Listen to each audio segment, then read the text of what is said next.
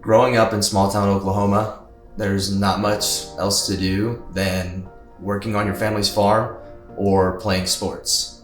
That's about all that I did. I didn't really see God as much of a thing that I needed in my life. I went to college to play baseball, and I was honestly pretty excited to get there because I was never somebody who was expected to go big in baseball. Everything was going great until I broke my hand in a game that I was playing in. I got so upset with God because I couldn't quite understand why he would let something happen to me who worked so hard, who dedicated himself to this. After that happened, I just kind of pushed him away and didn't really want anything to do with him because it just didn't make any sense to me if he was a good God. I started to run to partying, drinking, drugs, searching for the best relationship that I could be in. And every time it just kept making me feel lonely and empty and unsatisfied. That next summer, I transferred to UCO to play baseball, and I quickly meet a guy named Cam. I started to notice something about Cam, that he lived differently than other guys that I'd met. He said that he was following Christ and actually talked to me about my faith on the first day. Pretty quickly after that, Cam introduces me to a guy named Corey who works for Stumo.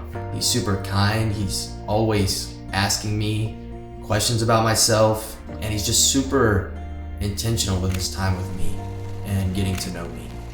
Corey then shares the gospel with me, and I was listening, and it was that Jesus came down here and died for everything that I've tried to fill myself up with. He's died for every sin that I've ever committed, that Jesus came down here to pay that penalty that I deserved. It blew me away that someone would do that for me. And it was in that moment that I was like, wow, this is real love. Like, this is who God is. And the whole time that I thought that he was a bad God, it was actually the opposite. He was actually trying to draw me to a relationship with him and showing me that his son had came down here and died for me so that I can live. I wanted to give Jesus full authority of my life and to live my life for him. All those things I had kept running to for fulfillment, I had realized that Christ was that fulfillment that I've been missing in my life. I desired to run to him and not things of the world that leave me feeling empty inside. When I think about my life, I think about Jeremiah 2:13.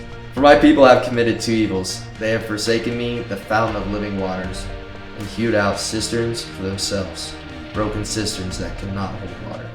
I don't have to run to these things that keep me feeling unsatisfied. I can run to the one thing that can truly satisfy me, and that is Jesus.